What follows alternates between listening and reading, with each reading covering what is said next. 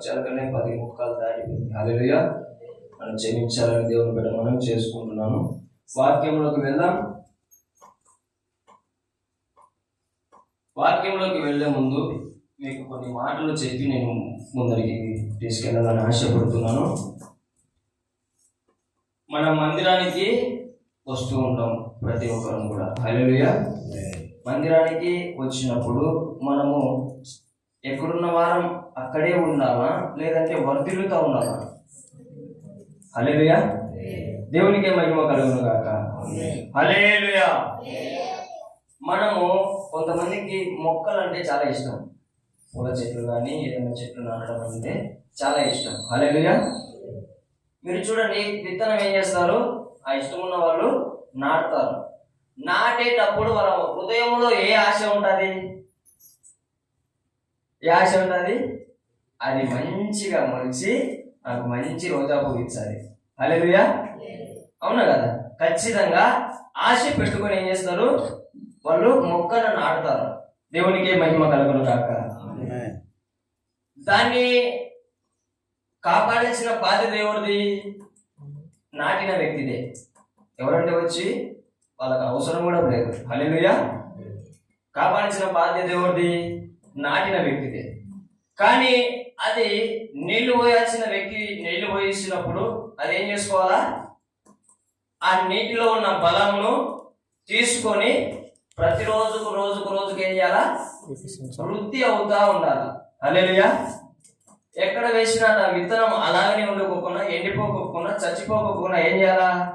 తన యజమానుడు ఎంతో ఇష్టంతో నాటినాడని చెప్పి దానికి, నా యజమానికి నేను మంచిగా పూలనివ్వాలి, పండ్లనివ్వాలి, పొలాన్ని ఇవ్వాలి అని చెప్పి ఆ నీటిని అది ఏం చేసుకోవాలా?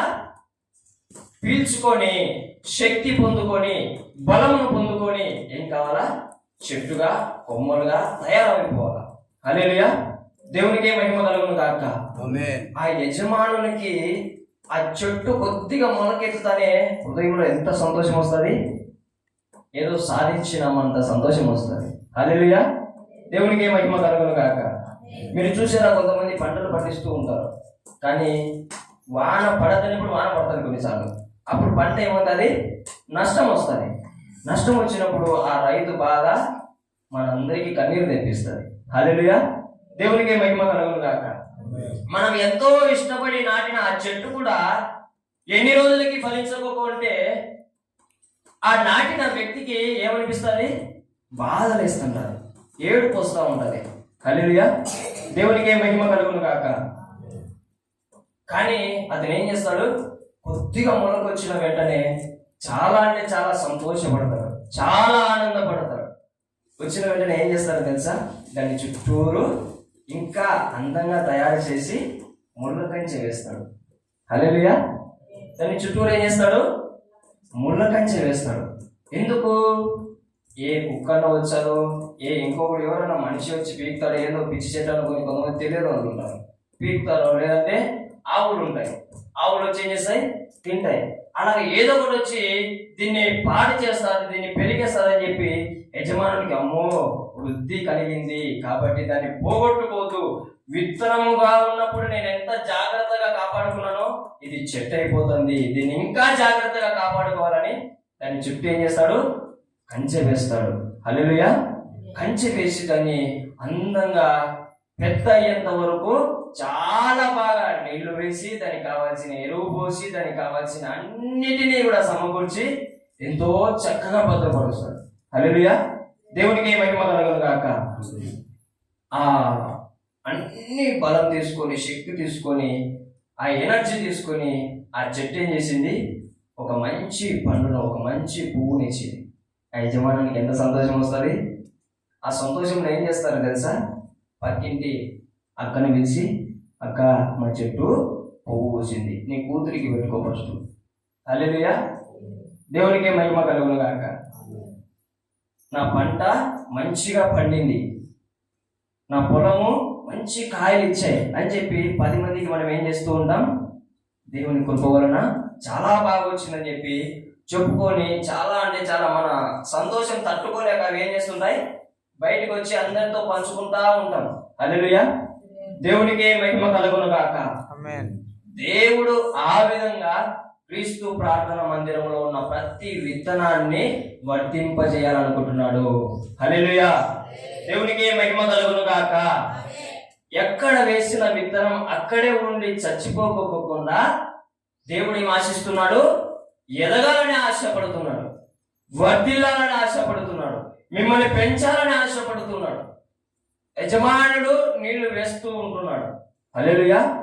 ఆయన పని ఆయన ఖచ్చితంగా చేస్తాడు. దేవుడు అన్యాయస్తుడు కాదు. దేవునికి మహిమ కలుగును గాక. నా యూట్యూబ్ ఛానల్లో ఈరోజు దేవుని మాటలు అనే దాంతో నేను పెట్టిన, దేవుడు అన్యాయస్తుడు ఎప్పటికీ కాడు. నీ చెట్టు మొలవకోకుంటే కారణము నీ తప్పే. నీళ్లు వేసినా, ఎరువు వేసినా, అన్ని చేసినా, కంచె వేస్తుంటే నువ్వు ఫలం ఇవ్వకుంటే ఎవరిది తప్పు? ఆ చెట్టుదే తప్పు, కానీ నీది తప్పు కాదు. కానీ నీళ్లు వేయకోకుంటే నీ తప్పు. అలాగా మన యజమానుడైన దేవాది దేవుడు కూడా మనకి ఎప్పటికప్పటికీ ఆరోగ్యం ఇస్తున్నాడు. హల్లెలూయా. ఆరోగ్యం ఇస్తున్నాడు. మందిరానికి వెళ్ళాలని జ్ఞానం ఇస్తున్నాడు. హల్లెలూయా. దేవునికి మహిమ కలుగును గాక. వారమంతా ఎక్కడ కూడా నీవు తొట్టిల్లకోకుండా, వారమంతా నీకు ఎక్కడ కూడా ఏ అపాయం, ఒక వాహనం నిన్ను తగిలించకోకుండా, హల్లెలూయా, ఒక రోగం వచ్చి నిన్ను పడవేయకోకుండా మంచంలో, హల్లెలూయా, ఎవరు కూడా శత్రువులు నీ ఎదుటికి వచ్చి నిలవకోకుండా దేవుడు ఏం చేశాడు? ఎంతగానో కాచి కాపాడుతున్నాడు. దేవునికి మహిమ కలుగును గాక. ఆయన అన్యాయం చేయకుండా నీ జీవితం పట్ల ఎంతో జాగ్రత్త కలిగి ఉన్నాడు. దేవునికే మహిమ కలుగును గాక. ఇప్పుడు చూద్దాం కీర్తనల గ్రంథము 92వ అధ్యాయము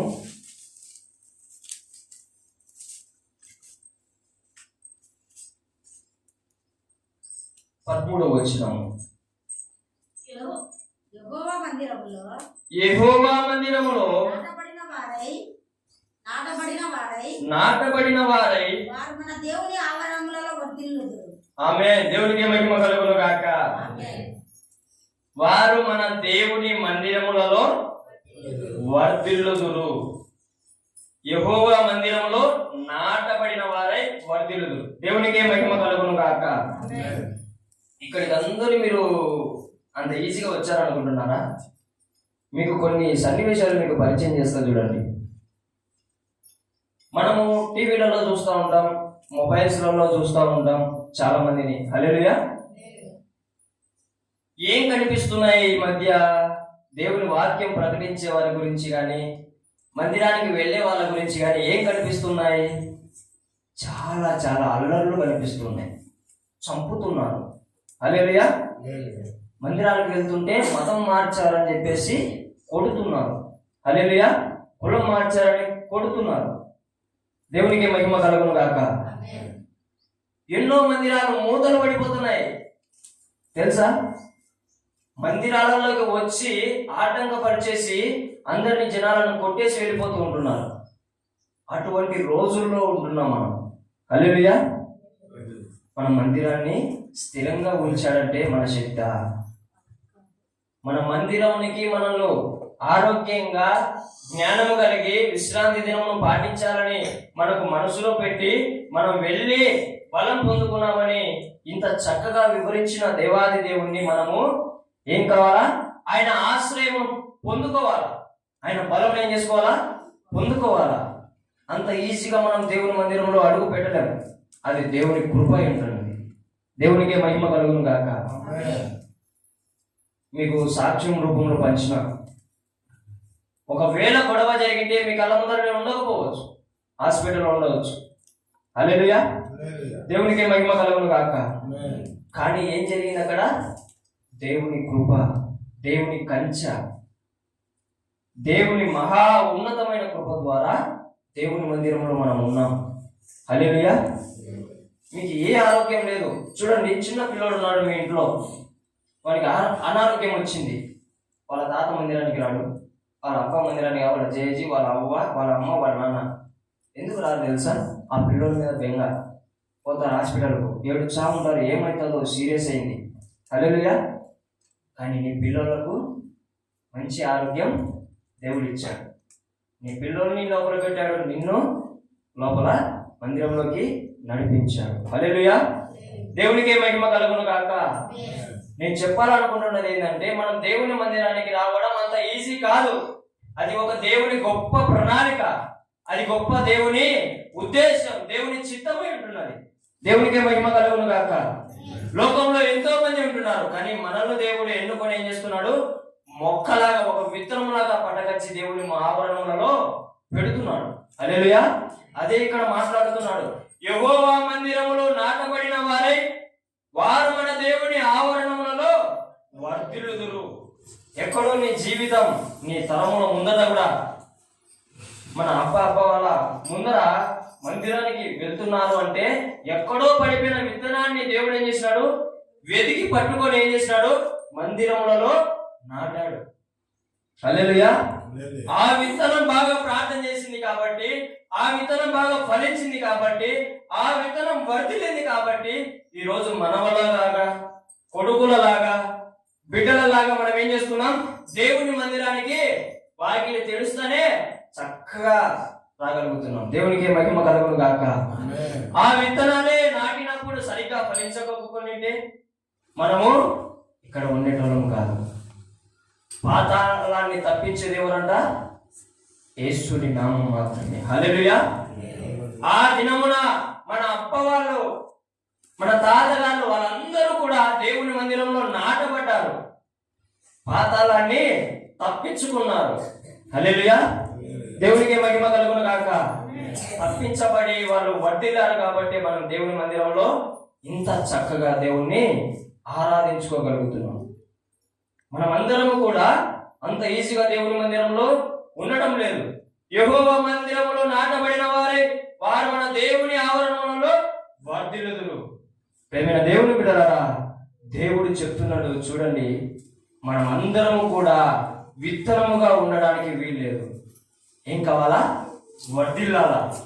దేవుడైతే నాటాడు, దేవుడైతే ఎక్కడో ఇళ్ళమ్మడి, అప్పులమ్మడి, లేదంటే కష్టాలమ్మడి, కన్నీరమ్మడి, ఆ పాపం, ఈ పాపం, ఆ శాపం, ఆ దోషం అని చెప్పి తిరుగుతా ఉన్నాం. హల్లెలూయా. కానీ పట్టుకున్నాడు, విత్తనంలాగా పట్టుకొని వచ్చి ఎక్కడ పెట్టాడు? నీవు ఇక్కడ ఉండాలా, నీవు నా మందిరంలో ఉంటే నీవు వర్ధిల్లుతావు.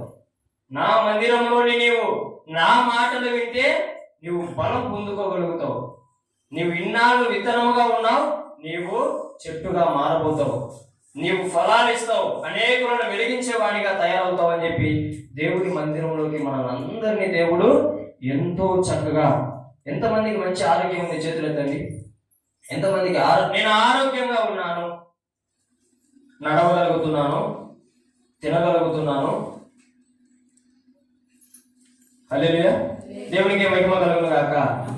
దేవుడు మిమ్మల్ని దీవించును గాక. చాలా సంతోషం. ఎందుకంటే ఎంతో మంది గవర్నమెంట్ హాస్పిటల్లో మీరు చూస్తున్నారు, ఈ లోకంలో అన్నిటికంటే ఎక్కువగా హాస్పిటల్లో కట్టబడుతున్నాయి తెలుసా? ఎన్ని ప్రైవేట్ హాస్పిటల్లో బెడ్లు సరిపోతున్నాయా? ఈడికి పోతే ఆడికి పో అంటున్నారు, ఆడికి పోతే ఈడికి పో అంటున్నారు. హల్లెలూయా. ఎన్ని హాస్పిటల్లో, కానీ హాస్పిటల్లో ఉండకోకుండా దేవుని మందిరంలో నాటాడు మనల్ని. దేవునికి మహిమ కలుగును గాక. మనమందరం కూడా బయట లోకంలో పాపంలో పడిపోకుండా, సినిమాలకు వెళ్ళకోకుండా, ఆదివారం వస్తే లోకానికి ఏం కావాలా? ఎంజాయ్ కావాలా? తెలుసా? హల్లెలూయా. ఎంజాయ్, ఉల్లాసం. 1 గంట, అది 2 గంటలు, ఆ గడిపిన గంటలు మాత్రమే ఉల్లాసం, ఆ సంతోషం. తర్వాత ఇంటికి వచ్చినాక తల్లితో తిట్టించుకుంటారు, తండ్రితో కొట్టించుకుంటారు, ఇరుగు పొరుగు వాళ్ళతో గొడవ పెట్టుకుంటారు. హల్లెలూయా. ఆ సంతోషించావు, ఇక్కడ ఏడ్చావు, ఏమైనా సంతోషం ఉందా? కానీ ప్రేమ దేవుని బిడ్డలారా, ఒక్కసారి దేవుని మందిరంలో నాటబడితే గనక, ఈ వాక్యాలు వింటుంటే గనక మనము ఎలా, ఏ సమయంలో ఏం చేయాలో దేవుడు మనకు నేర్పిస్తాడు. ఎటువంటి సమయంలో ఎలా నడుచుకుంటే మనం ఆరోగ్యంగా ఉంటామనేది నేర్పిస్తాడు. హల్లెలూయా. మనము వారం అంతా కూడా దేవుని కంచె వేసి ఏం చేస్తూ ఉంటాడు? కాచి కాపాడుతూ ఉంటాడు. హల్లెలూయా. ఎన్నో గొడవలు మనుషులు ఉన్నాక వాళ్ళని వీళ్ళని అసూయని కుళ్ళని కుతంత్రాలని ఏం చేసుకుంటుంటారు? చంపుకుంటుంటారు, కొట్లాడుకుంటుంటారు, బూతు మాటలు మాట్లాడుకుంటుంటారు. కానీ అవన్నీ కూడా మన దగ్గరికి రాకోకుండా, దరిదాపుల్లోకి రాకోకుండా ఎన్ని వచ్చినప్పటికీ కూడా దేవుడు మళ్ళా ఆదివారం వచ్చే లోపల దేవుని మందిరంలో ఆయన విత్తనాన్ని నాటుతున్నాడంటే ఎంత దేవుని మహాకృప. హల్లెలూయా. దేవునికే మహిమ కలుగును గాక. మనమందరం ఏం చేయాలా? లోకంలో ఇలాగైతే మనకు తెలియనప్పుడు మనం ఏం చేసాం? సినిమాలో చూసాం. మనకు తెలియనప్పుడు ఏం చేసినాం? పాపంలో పడిపోయాం, దొంగతనాలు చేశాం. మనకు తెలియనప్పుడు ఏం చేసినాం? ఒకరి మీద కోపడ్డాం. మనకు తెలియనప్పుడు ఏం చేసినాం? దేవుని మందిరం ఏంది, నేను ఎప్పుడు ఆడికి వచ్చి పాటలు పాడాలా, ఎప్పుడు వాళ్ళు చెప్పింది వినాలా, వాళ్ళు చెప్పింది చేయాలా, ఒకరికి లోబడి ఉండాలా, ఇలాగా అనుకునే జీవితం నుంచి మనం బయటికి వచ్చినాం. హల్లెలూయా. దేవుడు ఇవన్నీ మన హృదయంలో కార్యం చేశాడు. దేవుడు నాతో మాట్లాడతాడు, నన్ను బలపరుస్తాడు, నన్ను ఉజ్జీవింపజేస్తాడు. మనకు తెలియాల్సింది ఏంటంటే ఏదో ఇల్లు కట్టుకుంటామని కానీ, ఏదో మనం దేవుని మందిరానికి వెళ్తే ఆశీర్వదింపబడతాము కానీ. పోయిన వారం వాక్యం విన్నారా మీరందరూ? హల్లెలూయా. పోయిన వారం వాక్యము మనం ఎందుకోసం రావాలంట దేవుని మందిరానికి? మనం ఆశీర్వదింపబడడం కోసం కాదు, మనం దీవింపబడడం కోసం కాదు, మనమే ఆశీర్వాదంగా మారడానికి, మనమే దీవెనకరంగా మారడానికి. హల్లెలూయా. దేవునికే మహిమ కలుగును గాక. యెహోవా మందిరంలో నాటబడిన వారై ఆయన మందిరంలో వర్ధిల్లే బిడ్డలుగా తయారవ్వడానికి మనం ఏం కావాలా? దేవుని మందిరంలో అడుగు పెట్టాలి. హల్లెలూయా. దేవునికే మహిమ కలుగును గాక. అడుగు, నీకు ఏ బలహీనత ఉందో అడుగు. దేవుని ఆయన దగ్గర మనము అడిగి పొందుకోవడానికి ఎటువంటి మొహమాటం పెట్టుకోవద్దు. హల్లెలూయా. మన జీవితాలను మనం పరీక్షించుకుంటే కనుక దేవుని మందిరములో ఉండడానికి అర్హులమా? అస్సలు కాదు. నా విషయానికి వస్తే మైక్ పెట్టుకొని నేను ఇలా బోధించడానికి నేను అర్హునే కాదు. కానీ దేవుడు కృప ఇచ్చాడా లేదా?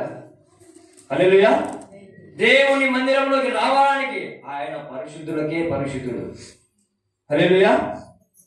ఆయన అంత ఉన్నత స్థితిలో ఉన్న ఆయన దగ్గరికి మనల్ని రప్పించుకుంటున్నాడంటే, ఆయన దేవుని మందిరంలో మనల్ని నాటుతున్నాడంటే దేవుడు నీ మీద ఎంత ప్రేమ కలిగి ఉంటున్నాడు, దేవుడు ఎంత కృప కలిగి ఉంటున్నాడు.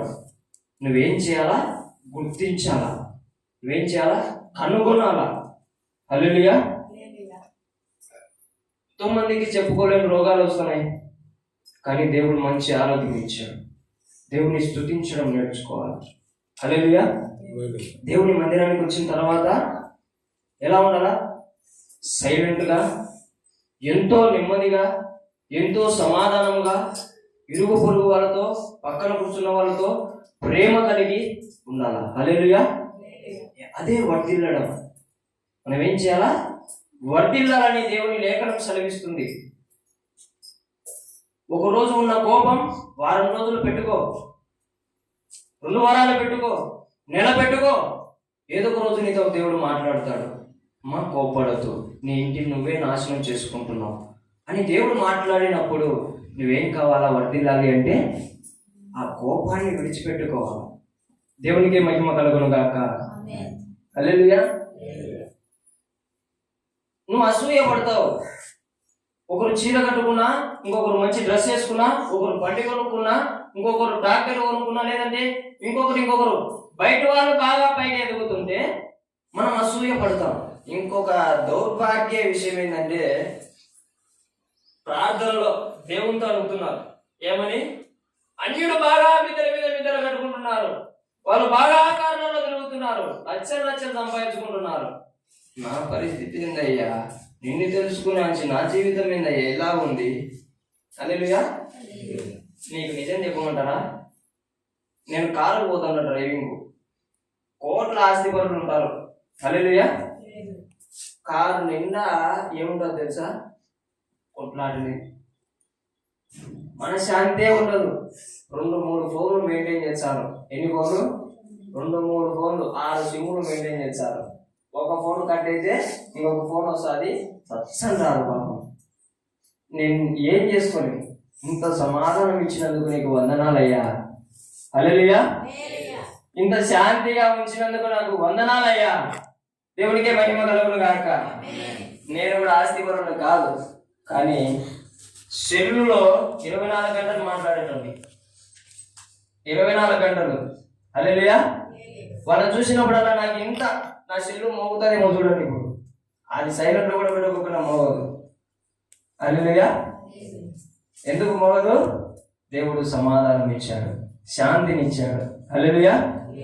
అంటే ఫోన్ రావద్దని కాదు అర్థం, వ్యర్థమైనది మన దగ్గరికి రావద్దు. హల్లెలూయా. మనకు అనవసరమైనది రావద్దు. హల్లెలూయా. మనల్ని వర్ధిల్లకోకుండా చేసేటి మన దగ్గరికి రావద్దు అనేది దేవుడి మాట. హల్లెలూయా. దేవుడికి మహిమ కలుగును గాక. అయ్యో ఒక పాట పడ్డాడు. లోతైన జలములలో లోతున వినబడు స్వరమా. హల్లెలూయా.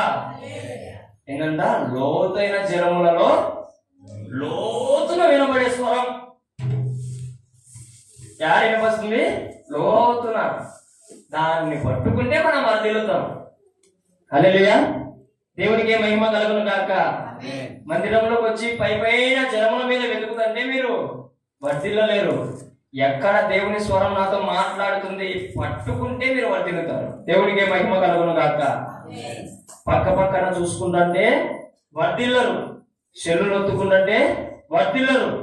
దేవుడు మాట్లాడుతుంటే ఇంకొకటి ఏంటంటే, దేవుని మందిరంలో జరిగేది, దేవుడు ఒకరి గురించి మాట్లాడుతుంటే అది నీకు తెలుస్తుంది. కొన్నిసార్లు నీకు కొద్దిగా వివేచన వరం ఉంటుంది.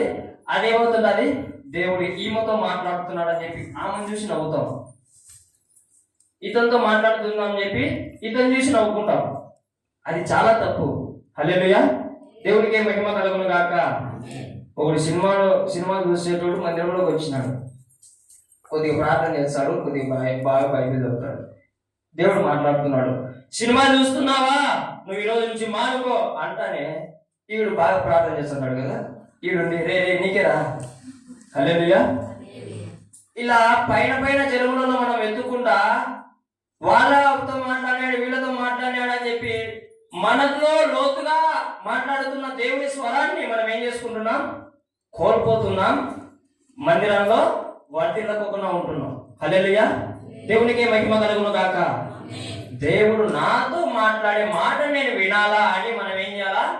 లోతున వినబడే స్వరం కోసం ఎదురు చూస్తూ ఉండాలా. అప్పుడు దేవుడు మాట్లాడుతాడు. హల్లెలూయా. దేవునికి మహిమ కలుగును గాక. దేవుడు మనతో మాట్లాడును గాక, మనల్ని దర్శించును గాక, మనల్ని విడిపించును గాక. దేవుని మందిరంలో మీరు ఎప్పుడైతే వర్ధిల్లుతారో, మీరు పని చేస్తున్నారు కదా, ఆ పనిలో చాలా అంటే చాలా త్వరగా వర్ధిల్లుతారు. కృపతో మీరేం కష్టపడాల్సిన అవసరంలా, మీరేం ఏదో పరుగులు పోయాల్సిన అవసరంలా. హల్లెలూయా. దేవుని మందిరంలో వర్ధిల్లడం నేర్చుకోండి. ఖచ్చితంగా దేవుడు మిమ్మల్ని మీ పనిలో వర్ధిల్ల చేస్తాడు. హల్లెలూయా. మీ స్కూళ్ళల్లో మీరు మంచి మంచి మార్కులు కావాలనుకుంటూ ఉంటారు, మంచి పేరు కావాలనుకుంటారు. అక్కడ కాదు, ఇక్కడ ఊరుకో. ఈడ గనక వర్ధిల్లినావంటే నీకు స్కూల్లో ఆటోమేటిక్ గా ఘనత దొరుకుతుంది. హల్లెలూయా. నన్ను గణపరిచిన వాడిని యందు నేను ఖచ్చితంగా వాడిని గణపరుస్తాను. నేను దేవుని గణపరుచు, దేవుడు నిన్ను గణపరుస్తాడు. హల్లెలూయా. దేవునికే మహిమ కలుగును గాక. ఒక మనిషిని గణపరుస్తూ ఉంటాం మనం, కానీ దేవుని గణపరచడం ఎలా గణపరచాలో కూడా మనకు తెలియదు. ఎందుకు? అది లోతుగా ఉంటుంది. ఎలానో మనం వెతకలా. మనం నీరు పోసినప్పుడు దేవుడు పట్టుకోలా, దాని సారం పీల్చుకోలా. చెట్టు వృద్ధి చెందుతుందా? పువ్వు కాస్తుందా? కాయ కాస్తుందా? లేదు. హల్లెలూయా. దేవుడు చెప్తుంటున్నాడు, నేను నీళ్లు పోస్తా, నేను ఎరువు పోస్తా, నువ్వు పెరిగినప్పుడు నేను ముళ్ళ కంచె కూడా పెడతా. హల్లెలూయా. నీకు ఉన్నతమైన కృపనిచ్చి నీకు ఏం కావాలన్నా చూసుకుంటా, కానీ నువ్వేం కావాలా? వారం వారం వారం వారం ఏం కావాలా? వర్ధిల్లుతో ఏం కావాలా? కాయ ఎలాగైతే ఒకరి ఆకలి తీరుస్తుందో, నీ పంట 10 కడుపులు ఎలాగైతే నింపుతుందో, నీ జీవితం 10 జీవితాలను వెలిగించాలి. హల్లెలూయా. దేవునికి మహిమ కలుగును గాక.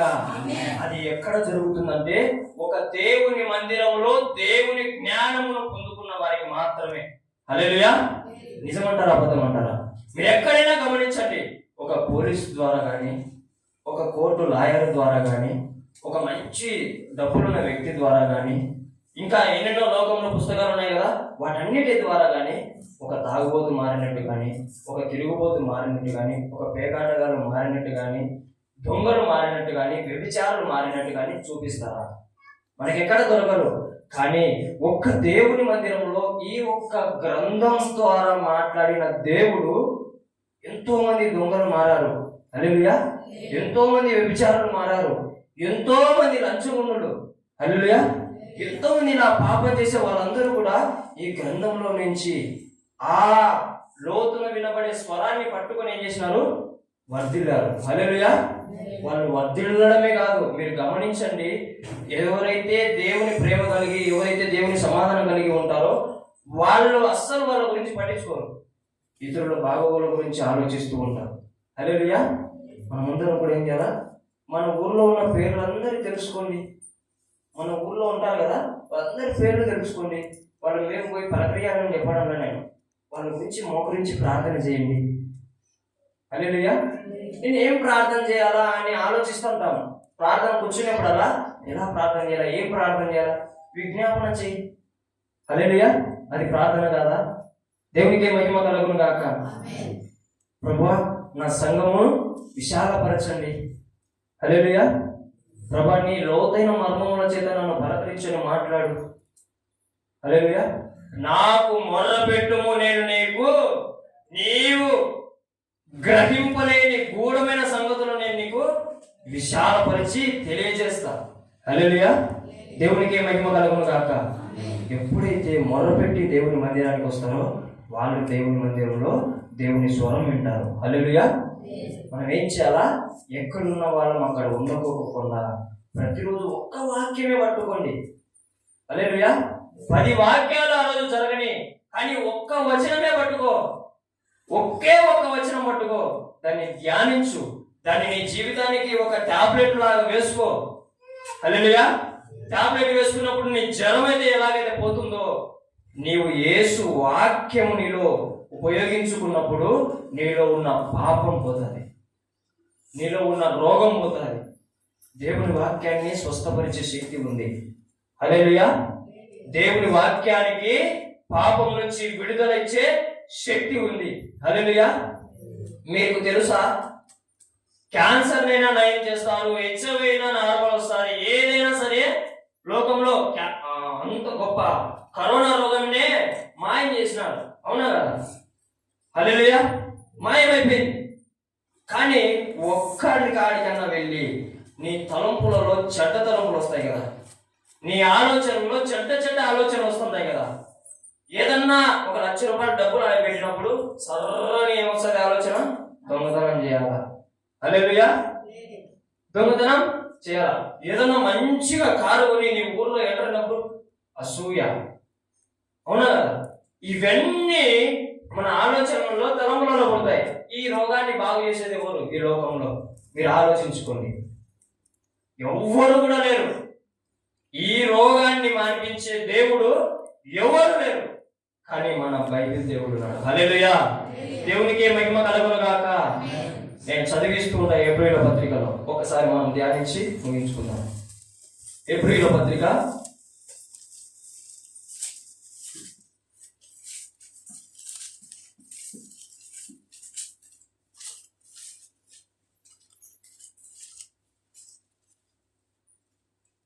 4వ అధ్యాయం 12వ వచనం. ఎందుకనగా దేవుని వాక్యము సజీవమై బలము గలదై రెండంచుల గల ఎటువంటి ఖడ్గము కంటే వాడిగా ఉండి ప్రాణాత్మలను కీళ్లను మూలుగను విభజించినంత మట్టుకు దూరుచు హృదయము యొక్క తలంపులను ఆలోచనను శోధించుచున్నది. హల్లెలూయా. నీవు తప్పు చేసినప్పుడు దేవుని వాక్యం నేను శోధిస్తే నీవు కరెక్ట్ చేసుకుంటావు. హల్లెలూయా. దేవునికి మహిమ కలుగును గాక. నేను నిజంగా దేవుని మందిరంలో ఇంత బాగా ఉండడానికి కారణమైందంటే దేవుని వాక్యమే. ఆ వాక్యం నన్ను శోధిస్తుంది కాబట్టి దేవుని మందిరంలో 3 సంవత్సరాలైనా మళ్ళీ కుడికి గాని ఎడమకు గాని తిరగకుండా వర్ధిల్లుతూ వెళుతున్నానంటే కారణం ఇదే. నా గొప్పతనం కాదు, నా బలం కాదు, అసలు నా జ్ఞానమే కాదు, నా శక్తే కాదు, నా సామర్థ్యం అసలే కాదు. హల్లెలూయా. దేవుని వాక్యమే. హల్లెలూయా. ఈ వాక్యమే మనల్ని ఏం చేస్తుంది? మన ఆలోచనలు మారుస్తుంది. ఒకప్పుడు నా ఆలోచనలు వేరు, ఆ తలంపులు వేరు. ఎక్కడన్నా డబ్బు చూసినా ఆలోచనలు మారిపోతాయి. ఒక అమ్మాయిని చూసినా ఆలోచనలు మారిపోతాయి. ఏదన్నా చేయాలన్నా సరే ఆలోచనలు మారిపోతాయి. దేవుని మందిరానికి రావాలంటే ఎన్నో ఆలోచనలు వస్తాయి నాకు. హల్లెలూయా. ఎన్ని తప్పులు చూపిస్తానో దేవుని మీద నేను. అటువంటి ఆలోచనలు దేవుడు నాకు విడిపించాడే. ఇలాంటి రోగాన్ని స్వస్థపరిచే దేవుడు ఎవ్వరు లేరు లోకంలో. దేవునికి మహిమ కలుగును గాక. మన దేవుడు తప్ప, ఈ బైబిల్లో మనకు కనిపిస్తున్న దేవుడు తప్ప ఎవ్వరు కూడా ఆలోచన అనే రోగాన్ని, చెడ్డ తలంపు అనే రోగాన్ని పోగొట్టే దేవుడు ఎవరు లేరు. హల్లెలూయా. దేవునికి మహిమ కలుగును గాక. మనం ఏం చేయాలా? మందిరంలో వర్ధిల్లాలంటే దేవుని వాక్యాన్ని మోసుకొని వెళ్ళాలి. దేవుని వాక్యాన్ని మోసుకొని వెళ్ళాలా. మనం లాస్ట్లో ఒక పాట పాడతాం, పంపుము దేవా. ఏమైనా పాడతాను చెప్పండి. పాడండి. దీవెనలతో ఆశీర్వాదాలతో పాడతాం. ఎంత బాగా, నాకైతే నవ్వు వస్తుంది. మనం దీవెనలతో ఆశీర్వాదాలతో కాదు, వాక్యంతో పోవాలి. ఆటోమేటిక్గా మనము దీవించబడతాం, ఆటోమేటిక్గా మనము ఆశీర్వదింపబడతాం. నిజమా అంటారా అబద్ధం అంటారా? మీ నోట్లో నుంచి పలకాల. హల్లెలూయా. దేవుని వాక్యాన్ని మీరు కనుక పెట్టుకొని మందిరం నుంచి బయటకు అడుగు పెట్టండి. ఆ వారం అంతా నీకు సమాధానం దొరకకుండా అడగండి. ఆ వారం అంతా నీకు శాంతి దొరకకుండా అడుగు. ఆ వారం అంతా నువ్వేం ప్రార్థన చేస్తావో అది వినబడకుండా అడుగు. నీకు జవాబు రాకుండా అడుగు. హల్లెలూయా. దేవునికి మహిమ కలుగును గాక.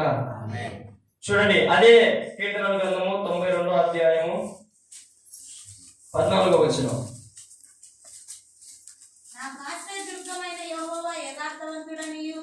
నాకు ఆశ్రయమైన దుర్గమైన యెహోవా యథార్థవంతుడనియు,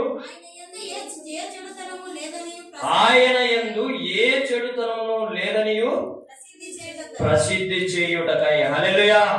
దేవునికి మహిమ కలుగును గాక. ఎందుకు మందిరానికి రావాలా? ఎందుకు నేను వర్ధిల్లాలా? ఎందుకు బాగుండాలా? ఎందుకు 10 మందిని నేను పోషించాలా? ఎందుకు 10 మంది దగ్గర నేను మంచునిగా ఉండాలా? హల్లెలూయా. ఎందుకో తెలుసా?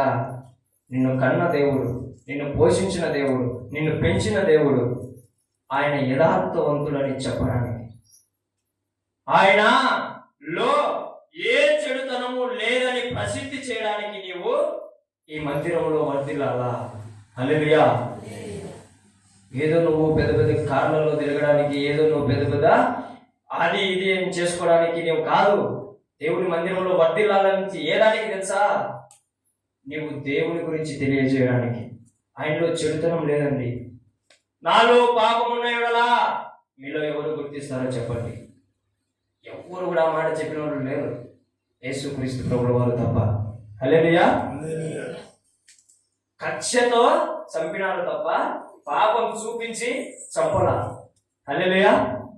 అంత గొప్ప దేవాది దేవుడు. హల్లెలూయా.